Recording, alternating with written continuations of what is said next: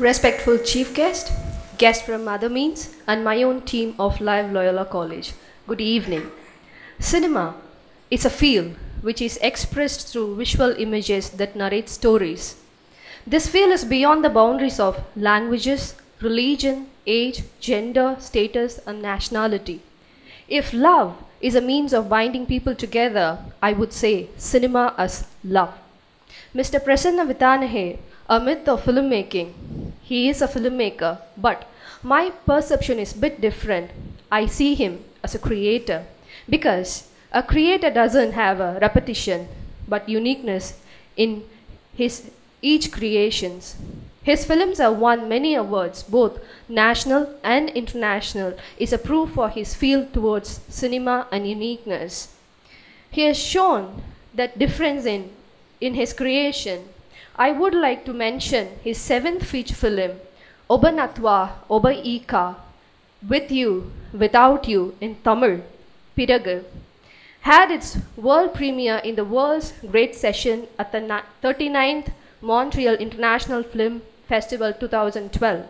By the late 2013, the same film had won 5 international awards, including the Best Picture in France and Italy. It also earned a nomination for Best Picture in Asia Pacific Screen Award in Australia in the same year. It's my pride and pleasure to have such an honor in my venue. Now we'll see an AV about Mr. Prasanna Vithanage, our honorable guest.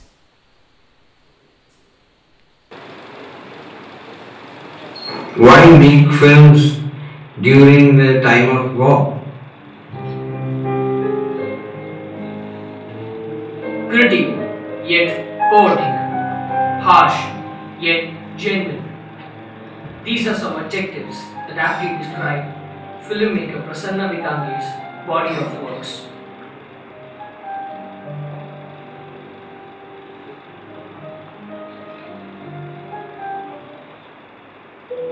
The Sinhalese filmmaker's masterpiece was the 3-part war trilogy, which deals with the human cost of Sri Lankan government's 30-year civil war against LTTE. Purahanda Kuluwara and Ira Maliyama were the first 2 films in this series.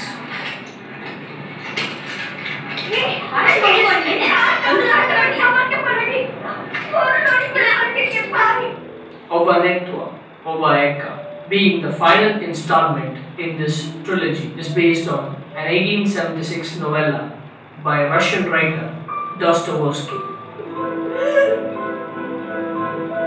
going to help with that. I'm going to give it that. I'll take a better.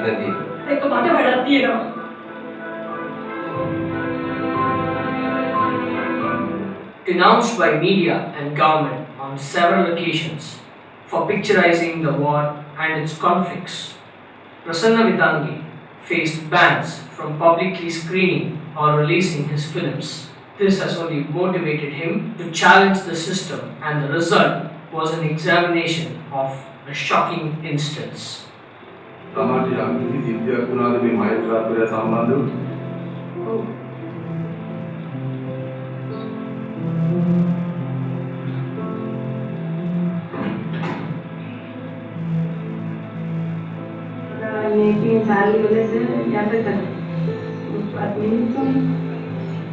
Titled Silence in the Courts, this docudrama is regarded as his latest work.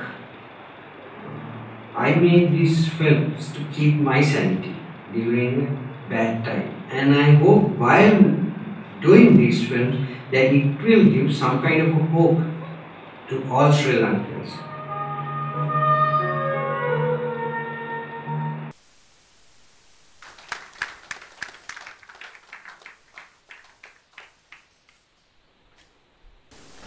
Now I request our honorable chief guest to come to the stage.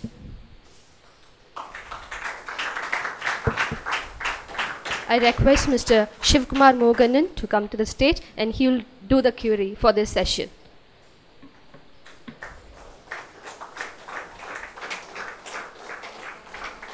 Thank you. There is no further introduction. I think there is no need for the further introduction, having seen the AV produced by you. But still, when I met last year Mr. Prasanna Vithanage, for the first time personally when I had a conversation with him, the first thing that struck me was the kind of the quietness, at the same time the depth with which he was talking about the issue. Almost like the Buddhist monk is there, naturally embedded in him, but he was talking about a very serious political, social issues. But I never seen, his tone raising above or low, however serious matter he was discussing with him. I think that is his strength. That strength is also reflected in all his films. I mean, especially when I watched today this film, 2002 film, The August Sun. Of course, we have been suffering the cruel April sun, but when I watched the August Sun today, this afternoon, I mean, the way he presented the echoes of war, how the war is not affected only the direct parties. The indirect people are more affected by the war. I mean, that's what, even if you all remember the film Ashoni Shankat by Satyajit Roy, the title, then the meaning of the title itself, Distant Thunder. I mean, when the thunder is even at a distance, we always hear it. The war is always like a thunder. In Sri Lanka, the thunder is happening there. How it affects people who are not actually involved in the war. I think that's what he was always interested in. Maybe the students would like to ask more questions. Maybe to start off with, I would like to ask few questions. Then maybe I hope I set the ambience for the others to be. I mean, Mr. Prasanna, I mean, my association, the first time I came to know about the Sri Lankan cinema, when I was a student in the Adyar Film Institute, when I went to Delhi, every year we go for the film festival. Never in the institute we talked about Sri Lankan cinema. We didn't even know such a cinema was existing. I'm talking about 80s, early mid 80s. I was there in the film school. In one of the Delhi festival, there was a retrospective of Lester James Perry's. When I watched few of those films, I was quite stunned. My God, in Sri Lanka, first time I've seen the lives of ordinary people, especially women. I was quite impressed, though I do not remember now. After that, I never had a chance. At that time, P.K. Nair, who was the curator of the National Film Archive, was also a good friend of mine. Then he specifically said, that time that retrospective of the James Lester Perry's was organized at the request of Satyajit Roy. He especially wanted that retrospective to be held. Then I understood. Then I thought then when I saw the documentary on P.K. Nair recently, he's still there. Is he still alive? Still alive, I think 98 or something. Yeah, 98. Exactly. I was quite surprised seeing it's my dream, a long time dream to organize a retrospective of his films. So now, I think the Sri Lankan cinema, the first Sri Lankan cinema started somewhere in the 40s, if I am not incorrect. Almost half of the history of cinema got over. World cinema. Then only the Sri Lankan cinema is born. So now the war ethnics, the ethnic crisis, the war, now it's appeared to be a peacetime. I'm not very sure. So now, could you give us a general light on throw some light on the status of Sri Lankan cinema today, before we come to your films? Sure. First of all, thank you very much for your warm welcome. Nandri and Vanakkam. And it's pleasure to be in Chennai. Whenever I get down from the flight, I feel like coming home.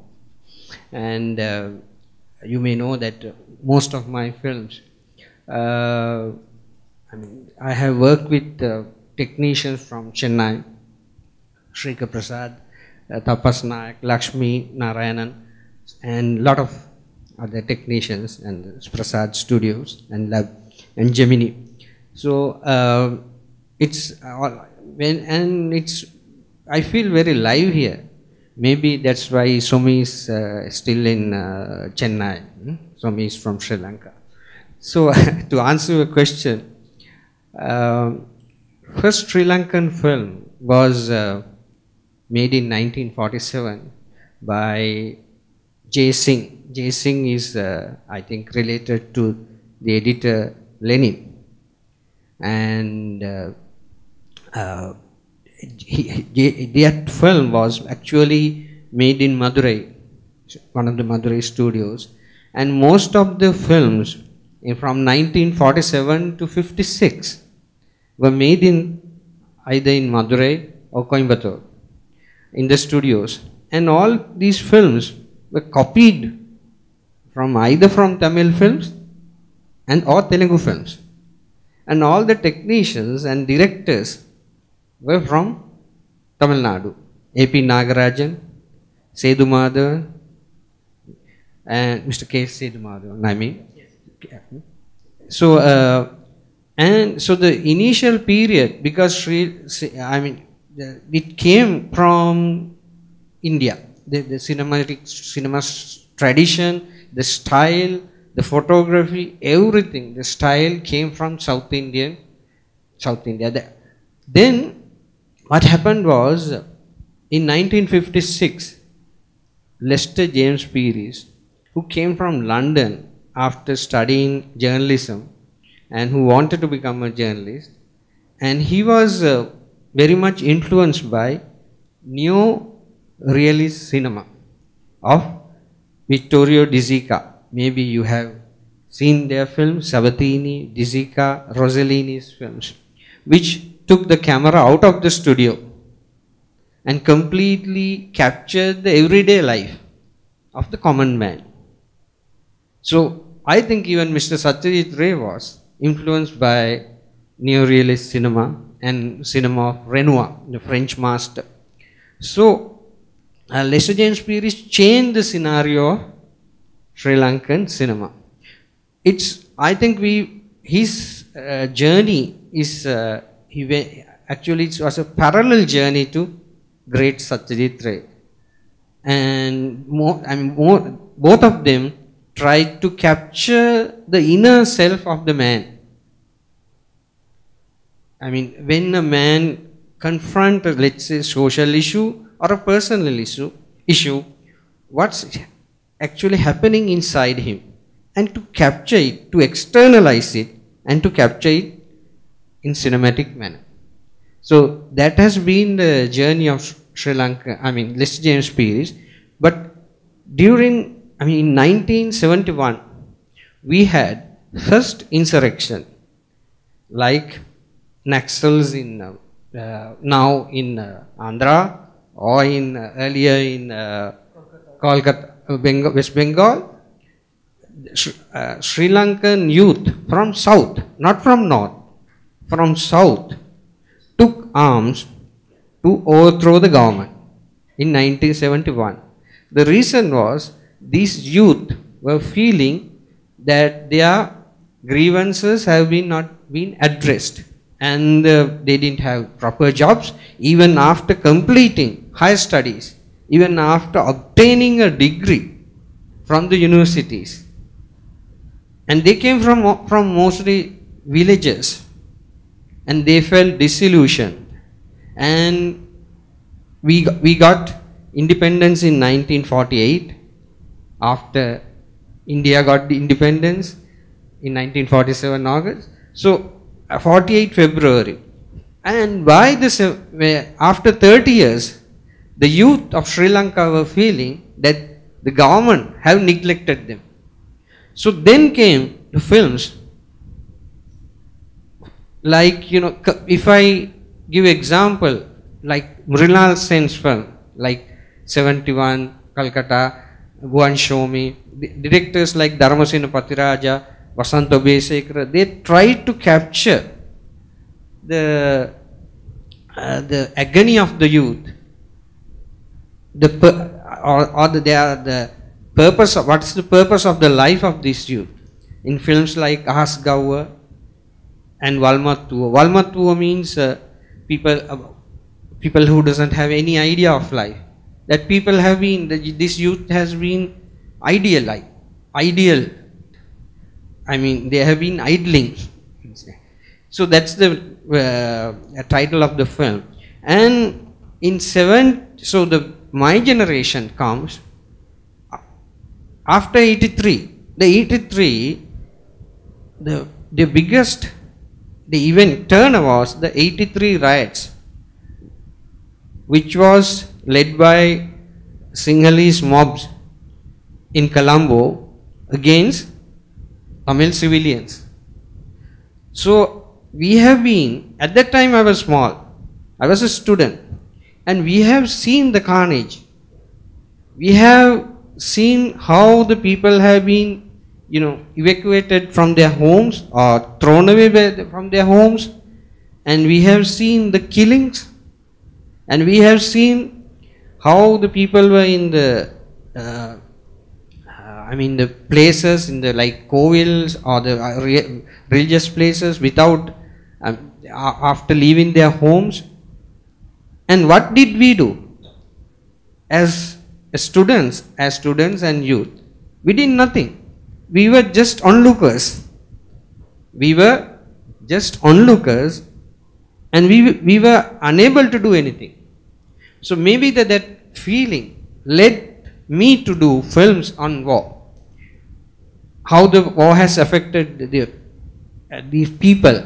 As you said, they may be not really part of the war. They are not the big stakeholders of the war, but their lives have been affected. So it's after 83, it took 35 years. There was a war between war was against the Tamil people in Sri Lanka. It's not only against LTT, it was against Tamil people. So as we have seen a lot of carnage, and we have seen a lot of innocent people dying, and people from both sides losing their limbs and arms and their homes and their loved ones. So all that make us, like my generation, myself, Ashoka Handagama, Vimukti, to make films on war, or the war has affected. So that is how I think the main three situations. First, Lester James Pierce, Dharmasena Patraja, in between Dharmasri Bandaranaike and ourselves, we have tried to that's why I said that in that interview, it's not easy to keep sanity when always people, when a government and all the published machinery, the newspapers, television, everyone in South, not only talking about war, but when people when they are arousing people's emotions against the other. So what happens is I lose to see Somi's life or things from Somi's point of view. I use his name because he's from Sri Lanka and he's a Tamil. And it becomes vice versa. So people become ethnically polarized. Though we are living in the same country, people become ethnically polarized and religiously polarized. And the politicians use this polarization to keep their power. So that's the things that has affected me to do films, to express myself. Today we watched the August Sun. Even today when I watched that scene moved me so much, that the young Sri Lankan war hero, when he finds his sister in the brothel house or whatever, the commercial sex worker, then later he is looking for her. Finally, when he returns home, he finds her at home. Mom is there, and he gives a presentation to the mom. Then also he gives a presentation to the sister. They don't talk about it anymore, that whatever her past is. She breaks down. I think that's one of the most powerful scenes I watched today. Even now it moved me like hell. In that sense, now I do not know about the Tamils in Tamil Nadu, We have not seen a war.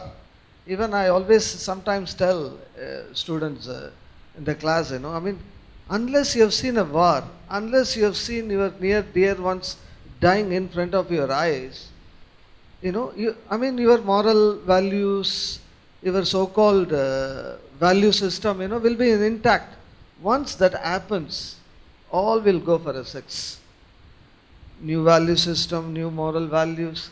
I mean, these are the things I always find, I mean, in the war affected filmmakers. Like you said, fortunately or unfortunately, you are born. I mean, you started making films in the early mid 80s. Yeah, that's a time, and you cannot think of any other subject when you're living in a country.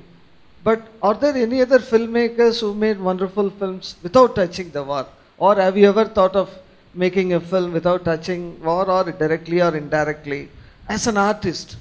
Yeah, actually, I have made films without touching war, like Akasa Kusum, Agar Pukal, and Ashoka Handagama had made Flying with One Wing without touching the war. Because there are certain other issues, because we live in a globalized world, and how the globalization has affected the family values, how it has atomized the family has, and how it has affected, as you said, always, finally a film is about values.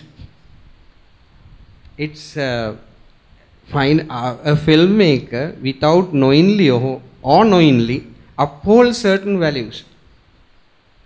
So as you said, values are visible, or values are challenged in a situation, a conflict situation. So only in a conflict situation, the humanity comes out. So even without war, so the answer your question, we have done films, and even like filmmakers in 80s like Dharmasiri Bandaranaike, so they have made films on destruction of the family, deconstruction of the family values, and Vimukti Jayasundar, all differently we have tried to capture these things. But what I would like to point out is, we have been able to survive. With all the, government has, twice banned my films, and never given proper permission to make films, but somehow we have made films and communicate with the audience. Okay, before I throw the floor open to the audience, one more question. Your recent film, that Silence in the Courts, it's a docudrama, you said. That's one film I have not seen it. When I read about it, it's quite impressive that the subject you dealt with. Then could you talk about the experience of that film? How come you did that docudrama? Sometimes when you make the kind of films you have been making after you have become a name to be reckoned with at international level, suddenly when you made this film, it's absolutely a local film. Because without touching, you might have thought that it might not have the same kind of a chances to go to the various film festivals. But what motivated you to make that film at this point? Yeah, it's a very good observation. Silence in the Courts, the film idea came to me when I read a book by journalist Victor Iver.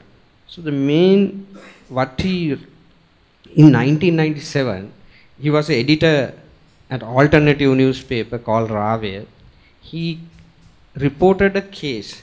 The case was a magistrate in a remote village in Sri Lanka raped 2 women. Magistrate raped 2 women. These 2 women were wives of a suspect, and they came to the courts, and he liked these women, and he somehow, what he did was, he didn't give bail to these suspects, and wives have been sent to him, because he asked them, all these 2 ladies, to come and give a statement before him. And when the first wife went to give her statement, he took her to a guest house about 50 kilometers away and raped her 4 times. And the second instance, he raped the second wife or the second lady at his chambers, that means the courtroom. You know, chambers means he has a room outside the courtroom. And this was reported in the paper in 1997. And so then what happened? The interesting story is not only the raping, but what happened after. After Victor Ivan he accused this magistrate denied, I didn't do anything. Then no other newspapers reported this case because everybody was afraid, because he's a magistrate, to challenge a magistrate openly, and they took his side. Now when you introduced me, you said that Buddhist monk, though Lord Buddha preached ahimsa, in Sri Lanka the most, I think, brutal people are Buddhist monks. Brutal in the sense violent people. So all the Buddhist monks took this magistrate's side and asked these, and they actually accused the paper editor. Then at that time, Attorney General, at the time Attorney General, what he did was he covered up, saying this is not a rape. How come it could be a rape? Because this woman walked with him to the guest house, so it's not a rape. And then there was a investigation about this case, and it was presided by 3 judges, and 3 judges found this magistrate is guilty, but nothing happened. Nothing happened because that at that time, who was at AG, he became the Chief Justice of the country, because the president at that time, Chandrika Kumaratunga, appointed that wrongdoer, Attorney General, as the Chief Justice of the country. The person who said this is not a rape. So therefore I don't see that we should further investigate this case. That's what his word. And it was visible that the judge has raped women, and he has done wrong, and it's immoral.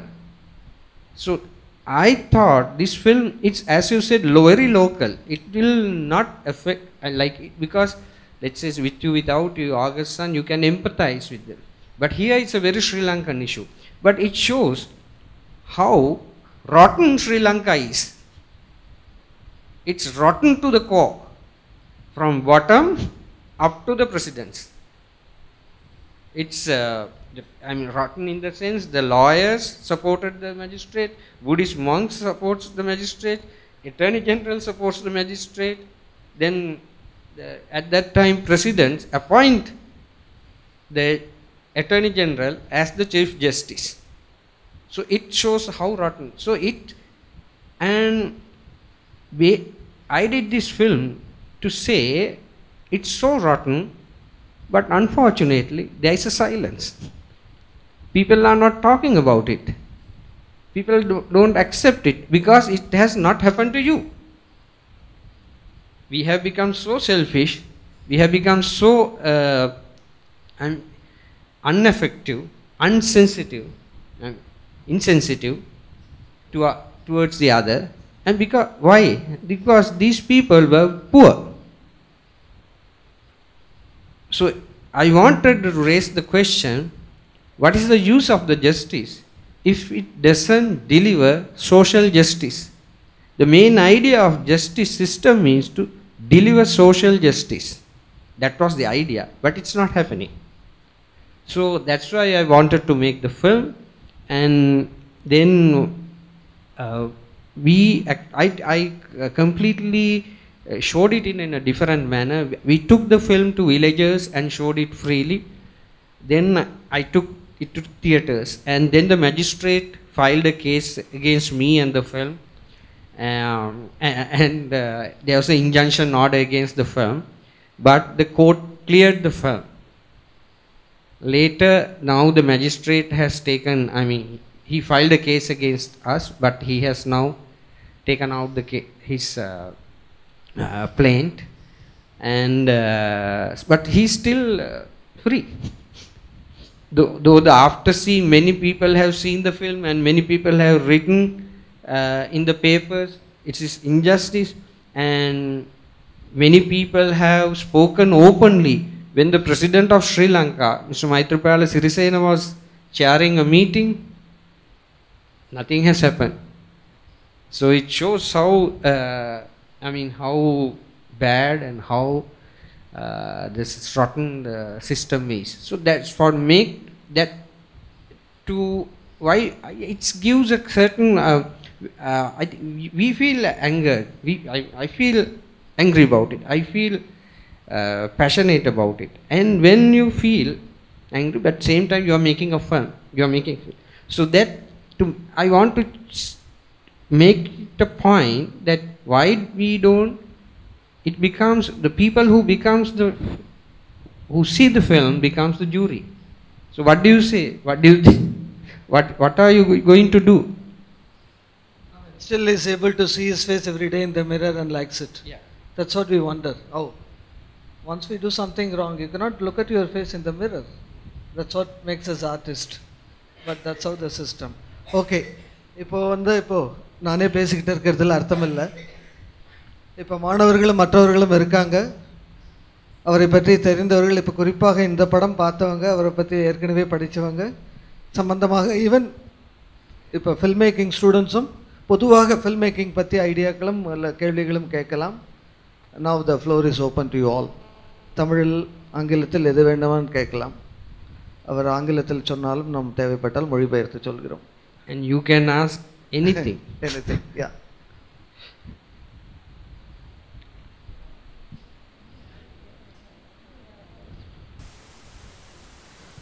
This is indifference. Okay. Oh, he's a cameraman.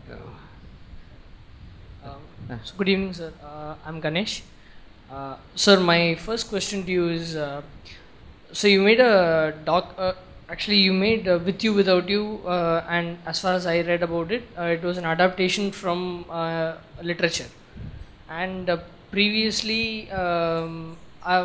we had so many sessions in which they had constantly told about the importance of literature and adapting literature into cinema. So what is the process, sir? Okay. Do you select literature based on your taste, or do you select it based on the issue that you are trying to deal with? And how do you translate that literature into proper cinematic language? And how do you even preserve the same content after making it into a film? Thank you, Ganesh. I think that's the most important and vital question today, everywhere in the world, because after some time most of you will be out of the Loyola College and you may want to do films, or you may go to make TV commercials, or you may enter into television industry.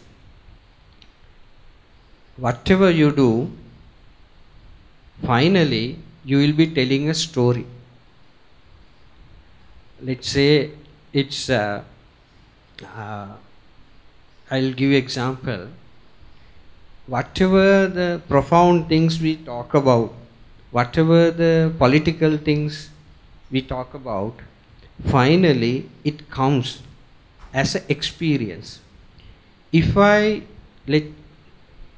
may talk for 5 hours and give all the statistics about the war, okay, you may get some knowledge. But if a person can make a short film and show it to you, maybe you will be more affected about the book, because that is the art. Art means when we are affected emotionally, we feel about the other person whom we doesn't know when we are watching a movie. The story is the most important thing. Now don't take me wrong. Now someone can ask whether Tarkovsky or Theo Angelopoulos, where, I mean, I think yesterday or day before yesterday you saw the film, his film, whether they were thinking about the stories when they're making a film. Of course, if you deconstruct, there is a story. Even in Nostalgia, even in Sacrifice, even in Theo Angelopoulos, all the films. It's not apparent. I'm just a Podian comparing to, I will give answer, Ganesh, what Akira Kurosawa, the great master of cinema, he was asked once, what is your advice to young filmmakers? So his advice was, read. Why then he explained why. You know, for a person to tell a story, either he has to experience something and it may be stored in his mind. As I said to you earlier, certain images I have seen during the July riots in Sri Lanka has stored in my memory. So then when we are writing, that stored memory become a kind of a material to express. Or either you have to read something. When you have read certain things, that is also in your memory. Because when you read, we experience certain things that we haven't experienced in our life so far, but we empathize with it. We feel it's so similar. It's and we feel for them. So that's why Kurosawa said, either you should, so it's in our life, it's a short time. Life is a very short time. But if you read, you have more lifetime, because you will get experience of so many other people. Then the other thing is, then you have to tell the story in a creative manner, because even with all the, let's say, good intentions or the correct politics, if I don't tell the story in a manner that is interesting to you, you will walk out from the theater or you will walk out from your front of your television. So that is very important. How to start my story, how it develops and how it ends. So when you read literature, you find out how they have composed stories. So then that's, I think, very important, as Kurosawa said, to read. And while reading, you have to write. Make a writing habit. So the best screenplay gurus in America says, USA says, if you doesn't have, the story, just sit in front of blank paper. Sit half an hour. Maybe the next day you will able to write few lines. Next day when it becomes habit, you write. Because it's very important to put certain things on paper and to see whether it works. Sometimes there may be an absolute genius who doesn't need to sit or write and directly use the camera as a pen. That's rare genius. But to enhance your talent, I think it's very important to read and write regularly, daily basis. I think that's a very wonderful advice to all the film students. I would like to add on one more thing, the writing. Sometimes we think we know about an issue, we know everything. Unless you write, you will not know really what you do not know. Only when you start writing, if it doesn't come on the paper, then you realize, shit, I thought I know, but I really do not know, because it's not coming on the paper. Writing also helps you to find out what you do not know, which you have been thinking already, you knew it already. So writing is a very, very, very important for all filmmakers. Of course, that's what you people all least do. But without writing, there's no way for anyone to become a filmmaker in the first place. To become a great filmmaker, absolutely no chance. Writing is absolutely must. Before writing, reading, very, very important. I mean, wonderful advice, sir. I mean, really. Yeah, I'll give you an example from Tamil film, not new film. Huh? This new, I mean, there are new, I mean, I will come to you about the new Tamil films that I have seen and the writing and all that later.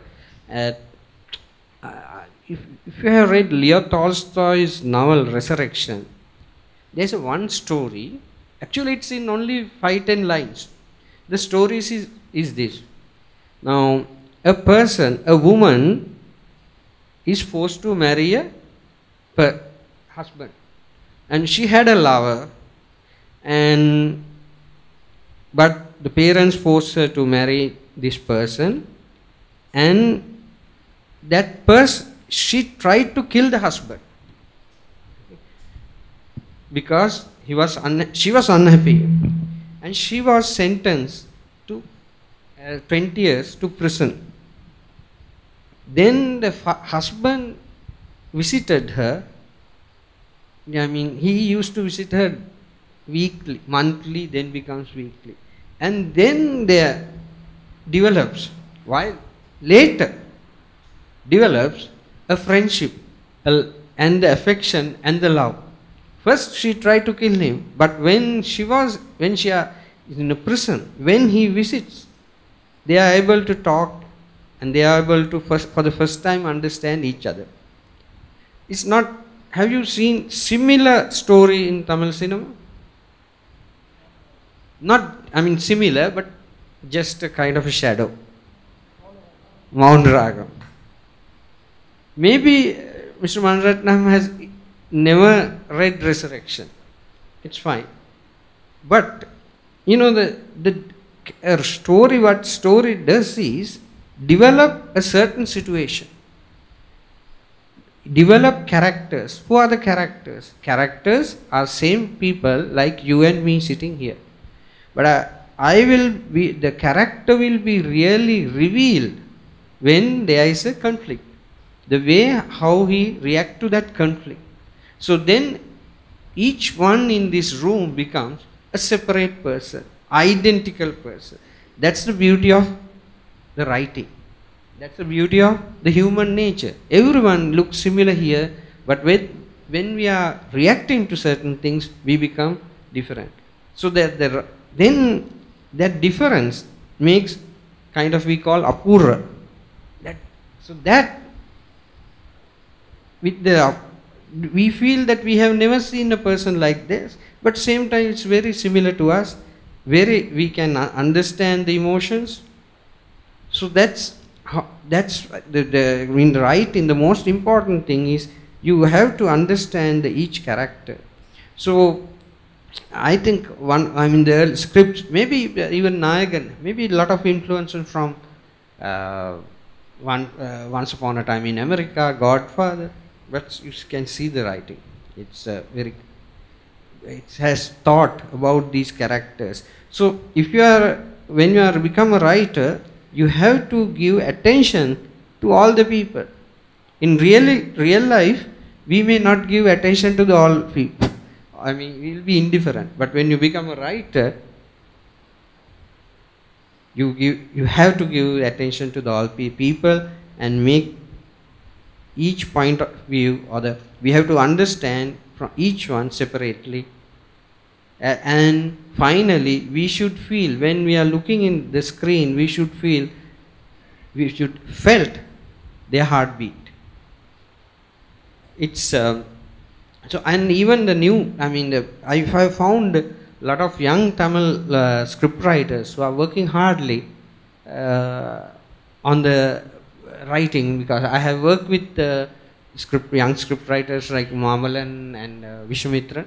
So it's and the way of the storytelling, all that is it's, and because they have been reading, they had reading experience, they have seen films. So, but now today we are more concerned about ourselves. Today, I am not, you may not agree with me, but we are more concerned about ourselves. Selfie, and we write, we like to post where we are and what we are eating, and it's all about us. It's how we are enjoying here, look here, and we are saying, look here, look at me. But when in writing, you have to look at other people. What I feel is, this is only narrative, not discursive. Usually, the war films are more effective when there are more discussion while it is running. Then it will be very interesting. It makes out so many things clear. Yeah, the movie without any dialogue, I don't know how far it communicates. But I don't know whether you have done a lot of work with the people, interacting with them, and then there will be a lot of discussion among them, among the various religious groups and all. I don't know whether you have recorded those things also and included in your film, but I saw only few dialogue here and there, very silently it is going on. But we expect, as audience, we expect more dialogue among the people. Also, what the director think about it, and from different angles, how the journalists view it, how the social workers, different parties, and all those things. And then it will be more interesting. There may be different viewpoints may be there. We may accept or may not accept. But as outsiders, we look for all those things. This is my comment. Yeah. Thank you very much. Now, when it's come to filmmaking, what filmmaker does is, he doesn't make people to talk. He doesn't make people to understand about the other person. But earlier in cinema, especially I know in Tamil cinema, and even in Sri Lankan cinema, Sinhalese cinema, people used to talk a lot. We say that they are keeping their hearts in their sleeves. But in real life, what I have seen is, people become numb. People become silent when some big things, devastating things happens around them. Let's go back to the film.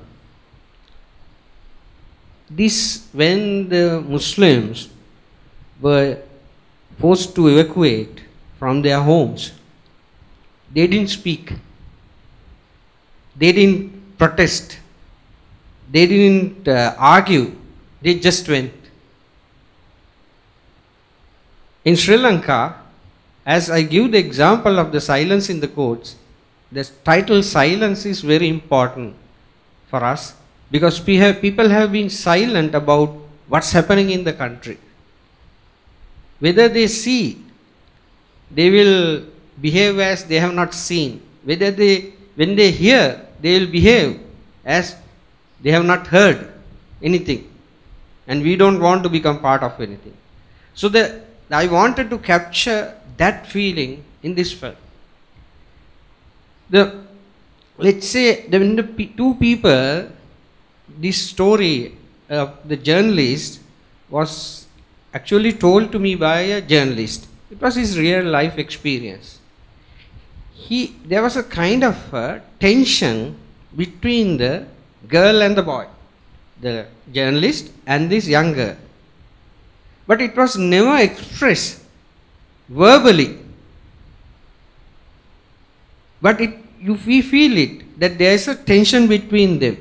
The tension is that girl is ready to go in the end, even to say that I love you. And the journalist, though journalist has a kind of a attraction to the girl, he feels when he says that, it's if he touches him or if he accepts it, he becomes a person, a bad person, immoral person. So I wanted to, and it ends without, saying their feelings are never expressed. But the thing is, the director's job is to make people feel what these characters are undergoing. As Mr. Sivakumar said, when the brother comes home, they never discussed it. But when the mother asks what happened, he bites his hand. So that's his emotion. So for me, I am more concerned and more, I should say, interested in people's emotions and, let's say, unexpressed emotions. To capture unexpressed emotions in their looks, in their faces, and to show it to you.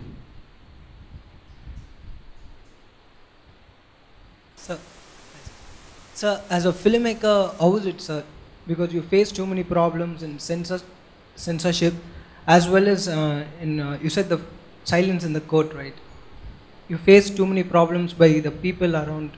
So how is it, sir? Is it too much of a headache, or is it like you just get used to this? What I do is I always keep my passport Indian visa always. So anytime, during that time. So and it's there were times that, not only for me, but always when the journalist and always the press was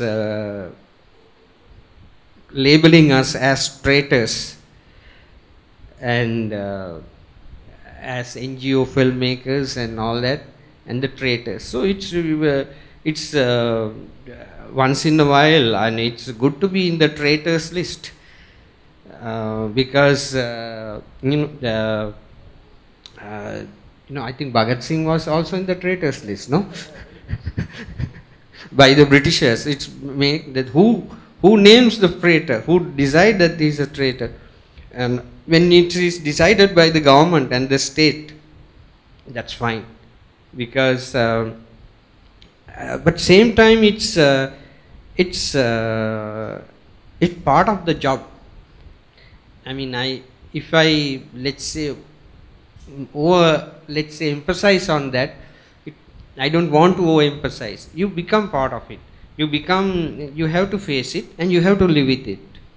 And if you see the lives of the other filmmakers in the other countries, you will, similar experiences, who has faced all the hardships in USA, in sometimes in China, at that time Soviet Union, and in USA in 1940s and 50s there was a thing called House of Un-American Activities, HUAC, and they labeled these filmmakers as leftists and communists, and they were banned to write, they were banned to direct films. And even Charlie Chaplin, can you imagine, Charlie Chaplin was actually, he couldn't live in USA. That's why he went to Britain. So can you imagine who are we? Person like Charlie Chaplin, who all the world loves and all that. But the America, they thought he's a communist and they make his life miserable. And these filmmakers, even let's say, if you watch this film called Truman, you will see what happened. And the Truman Capote was a scriptwriter, so he couldn't use his name. Trumbo. Oh yeah, his name is Capote. No, Donald Trumbo. Sorry, Donald Trumbo. So he couldn't use his name, and for one film, and he was watching the Academy ceremony, and because he didn't use his name, and he used the fake name, and the film won the Academy Award. Roman Holiday won the Academy, and he was watching with the family. He was not invited, and the world knew that he is the one who has written the script. So you can imagine how hard the other filmmakers in the world has gone through.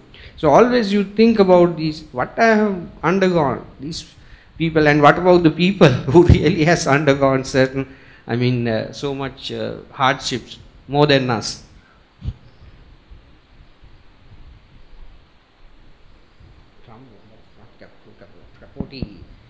Sir, இந்த movie வந்து புலிகளால் எப்படி பார்க்கப்பட்டது?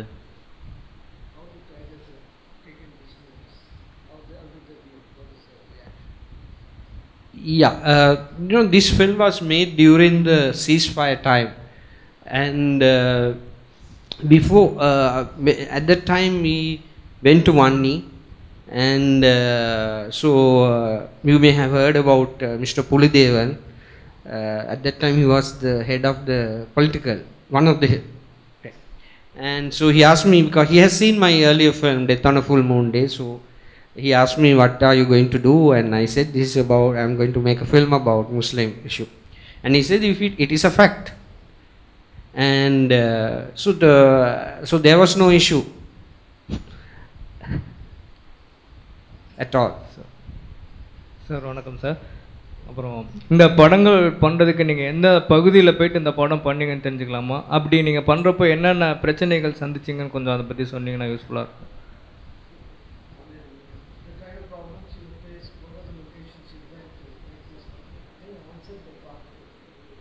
The locations, yeah, even the question that the gentleman asked, I think I missed it part.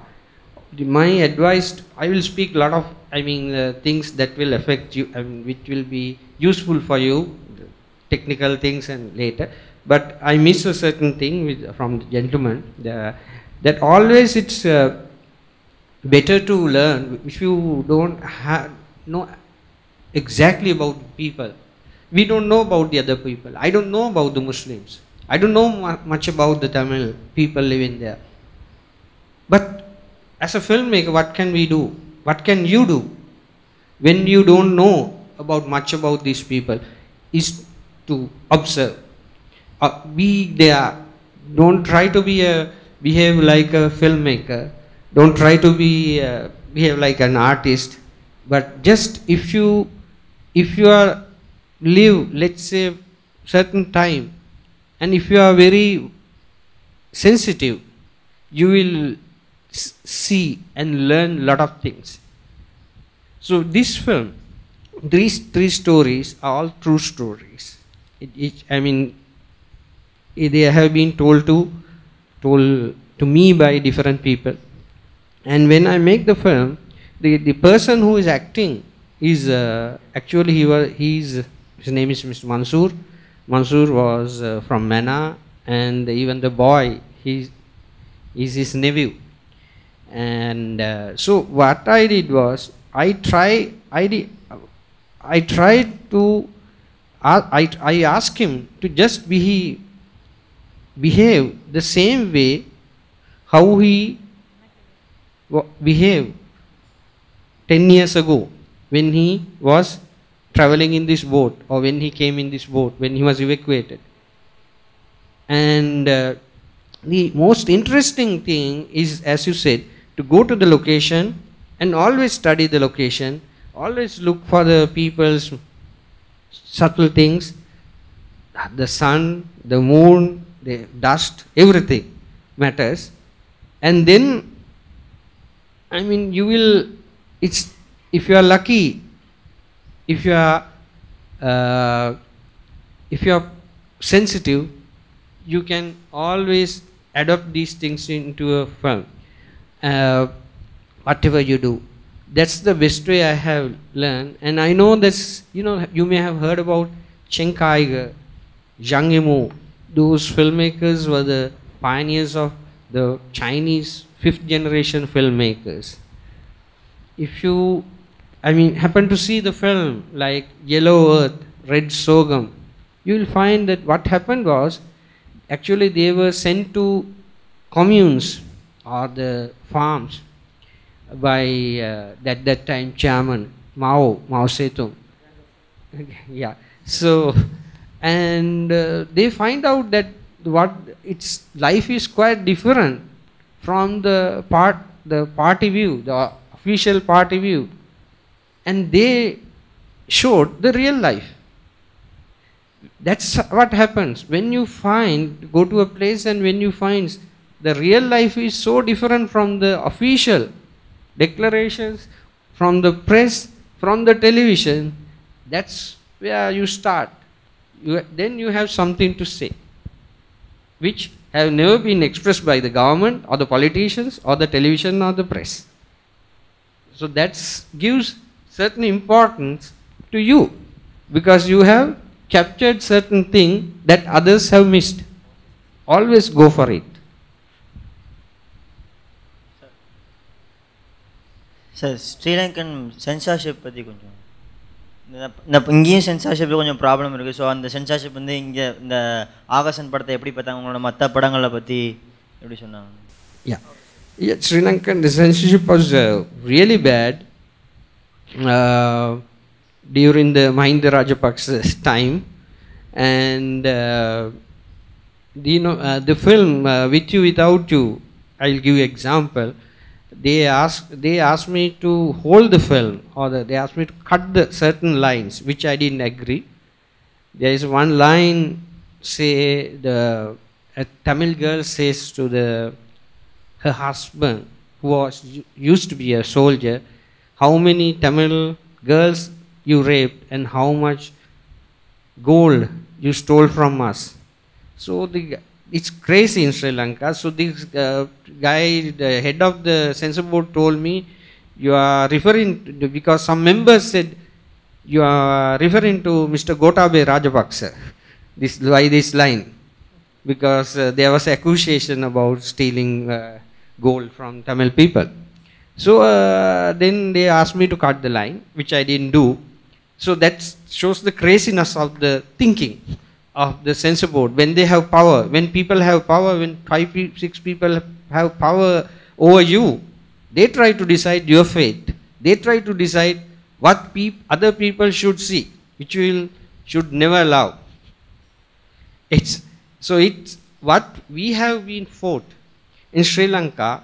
Still this government has not installed that, to scrap the censor board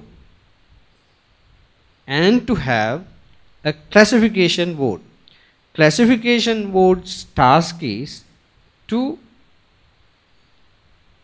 give a kind of a regulations, or rather it's not the word is not the regulation, it's they have to inform the public which age group should be seen this film. Like if you go to the British classification system, you will find in their website they have PG, that means parental guidance, or universal, all ages, because they will decide PG. They have to say why PG, why parental guidance, because maybe there are some swear words or certain nudity, or then it is 15. Now Augustan, in Australia it was released for a limited release. It was more suitable for adults. Why? Because the Australian censor board, or other classification board, thought that the boy doesn't get his pet back, so it will affect the child psychology. So they don't go on the political issues, But the psychology, most important thing is, we don't, I mean the children doesn't have power to decide. So it's the parents are alarmed, or parents are alarmed before to take your child to to see a movie. This is the code. That is how we are. We are asking for that classification board, and the present government agreed, but still they have not installed it. There is discussions going for now nearly 3 years. But I know in India, a different case, because you have a classification and they say this word, this word, this word, if these words are there, it is adults only. That's what I heard. So even the classification board, you can interpret that way. But generally, by classification means the basic, the argument or the basic structure of the classification is the child psychology. So, at for last 2 years, no films have been banned in Sri Lanka. So that's good.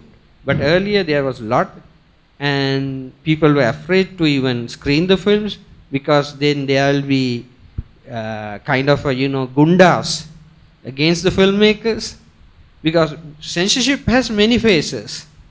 Official censorship. Then they will say we passed the film, but we don't know what will happen, whether the public will there will be a public outcry and all that. In these parts of the world, the politicians say that, and actually they lead their cadre to the streets against the filmmakers. That's the other phase of the censorship. So the censorship has many phases, and we have witnessed most of all the phases in Sri Lanka. The main point is you showed what happens, but why it has happened. That is much more important than what happens. And then it will becomes only a newspaper report. But the cinema has different role. That is what I feel. It must be effective medium to communicate, also to make the people to understand. I don't know why you have mentioned the why part of the whole thing. That I think 40 years history is there, more than 40 years history is there for this conflict. But one has to go into the very deep. At least those who take next films on Sri Lanka, I think there are a lot of things to be explored and communicate properly. Otherwise, nothing, proper understanding may not happen. Also, the peace-making process has to also taken up in a very big way. For so many things, I think more films are required on Sri Lanka. Certainly, I agree, sir. Same time, I must say, why now? I cannot defend, because it's completely, you have any viewer has complete right to look at a film on his way or on her way. But I will give example. Anton Chekhov said, the great writer said, artist's duty is to ask questions. Why it happens? Why? Let people think. Don't try to spoon feed people. If you try to spoon feed people, if you think that people are lesser than you, they are less brainy than you, they are less imaginative than you, you are finished. They will think you are the clown. But treat all the members of the public as intelligent people, and try to make them think. Now, why I use these three stories? These three stories, each people at the end, though they travel in the same road, they don't know about each other's story. That's the point I want to make. In Sri Lanka, we don't see Tamils, or the Muslim doesn't see the other persons, or the Muslim person doesn't know about the soldier's story, or his destiny is same as the other person.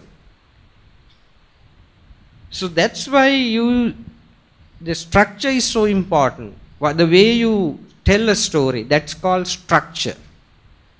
The structure makes people think. So early, when it was released, some people asked what the end is bluffing. But certainly with the time it has stood, because that's the point I want to make. Look, we don't see each other.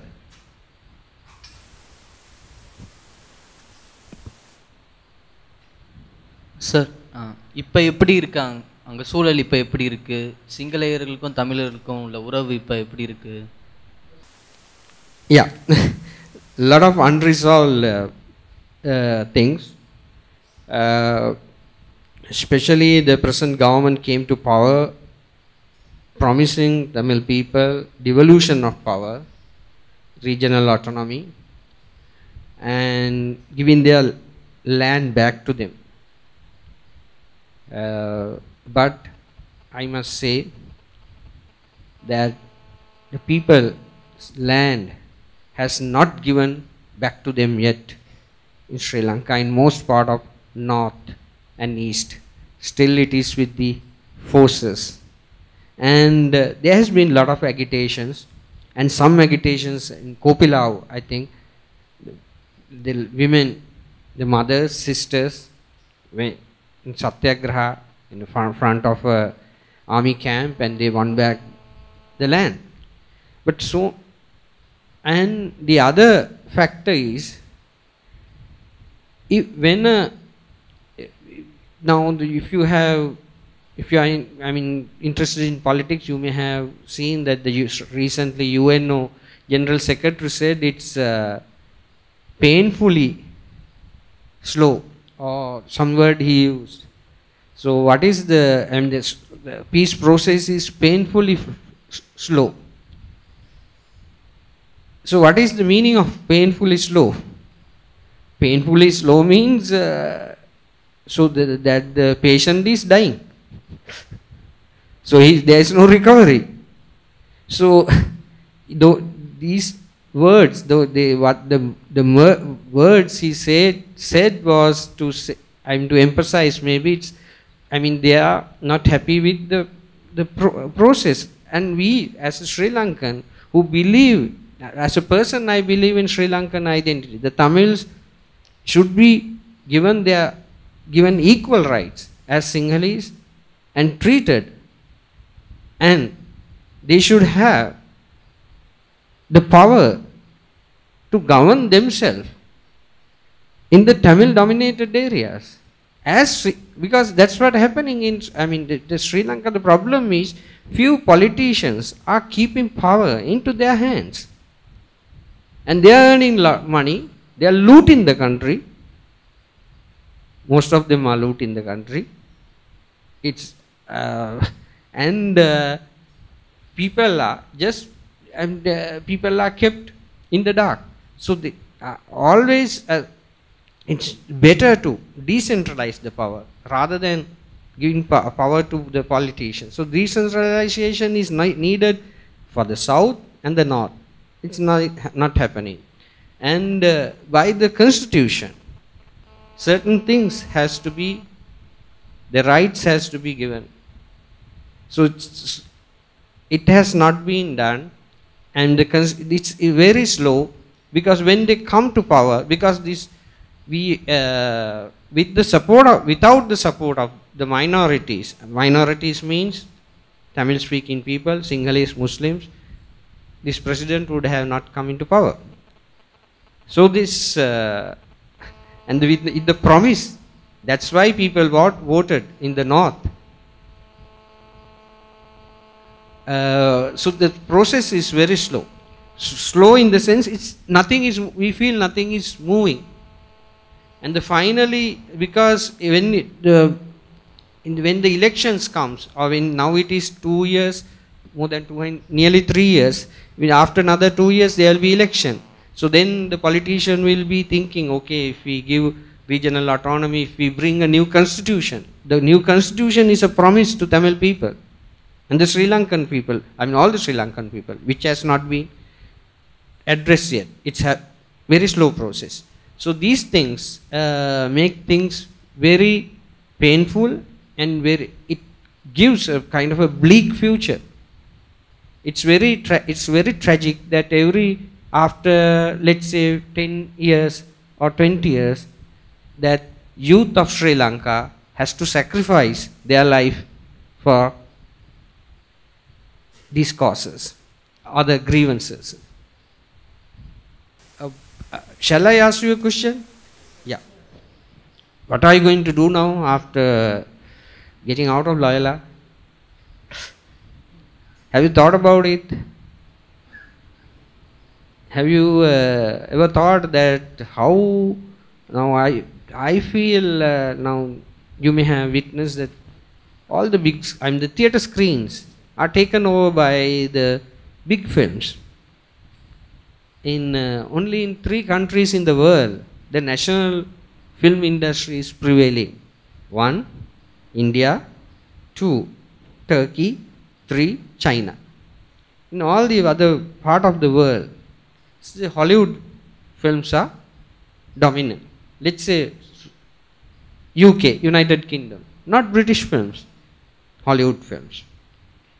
If you go to France, same. If you go to the Eastern Europe bloc, Poland, Czechoslovakia, Czech Republic, it's happening. And in future it's going to happen to you.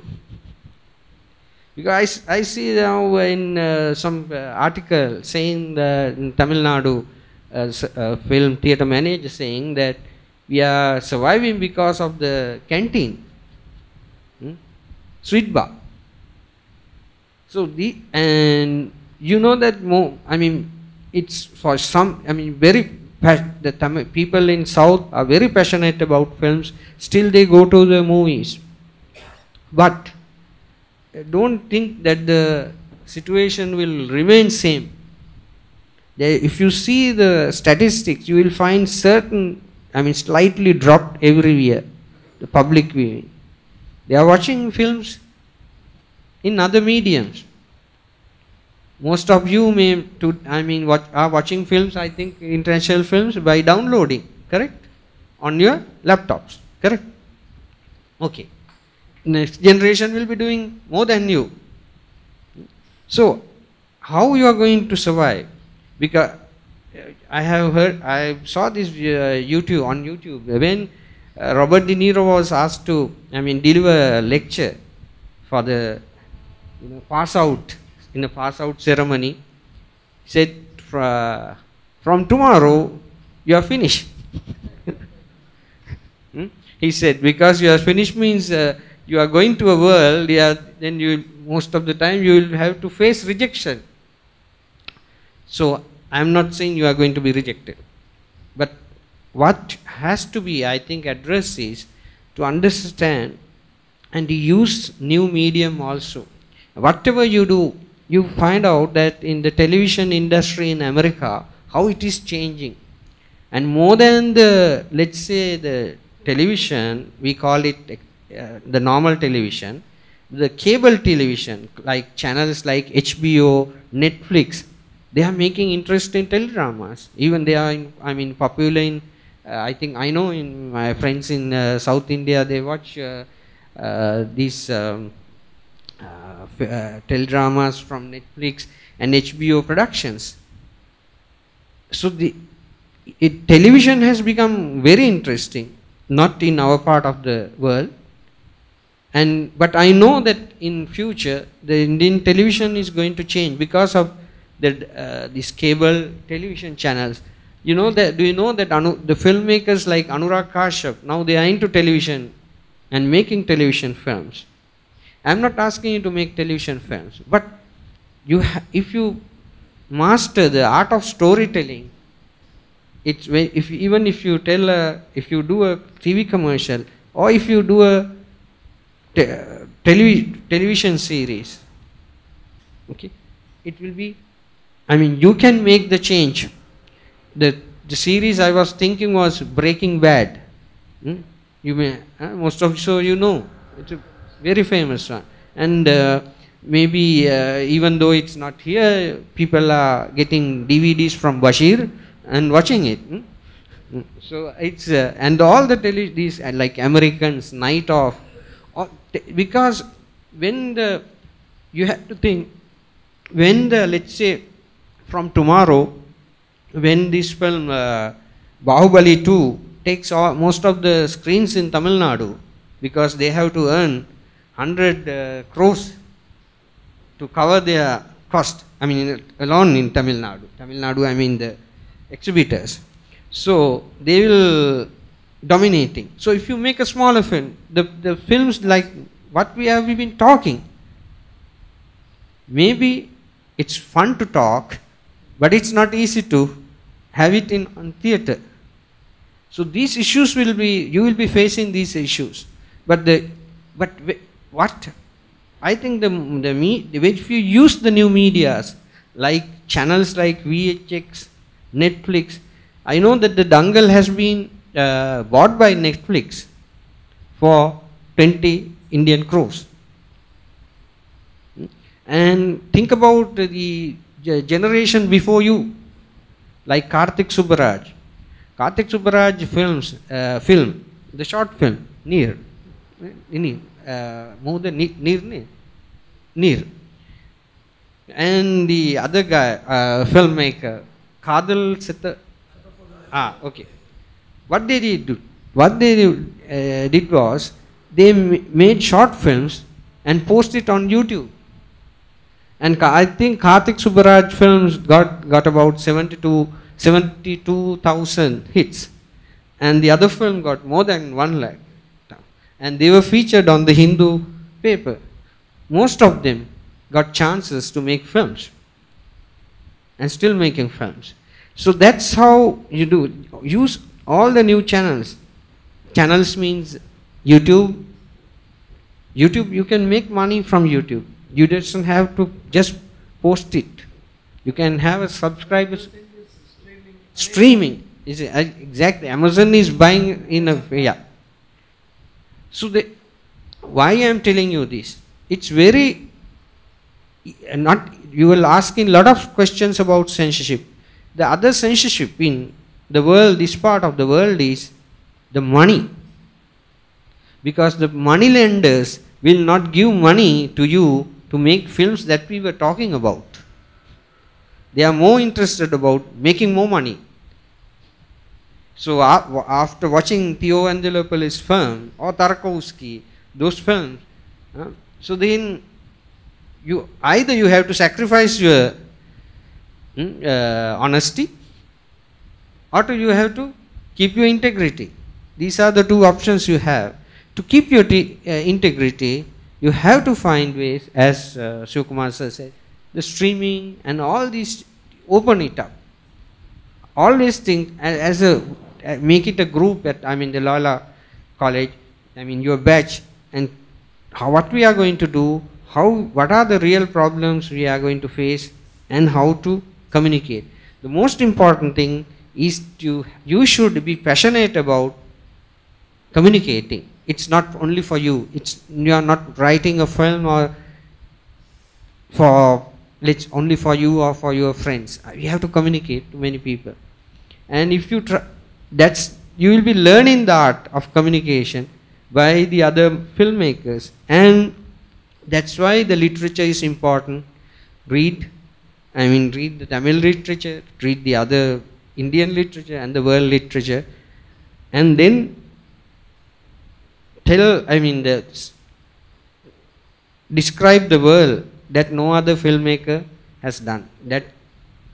Then find, there will be the new ways that you will be able to communicate or connect with the people.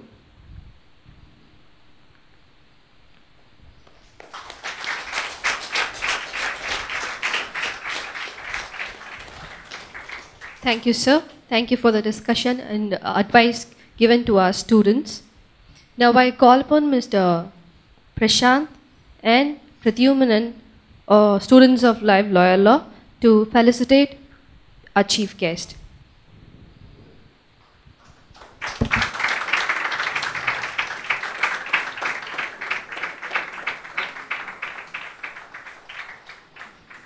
Thank you, students. Thank you, sir.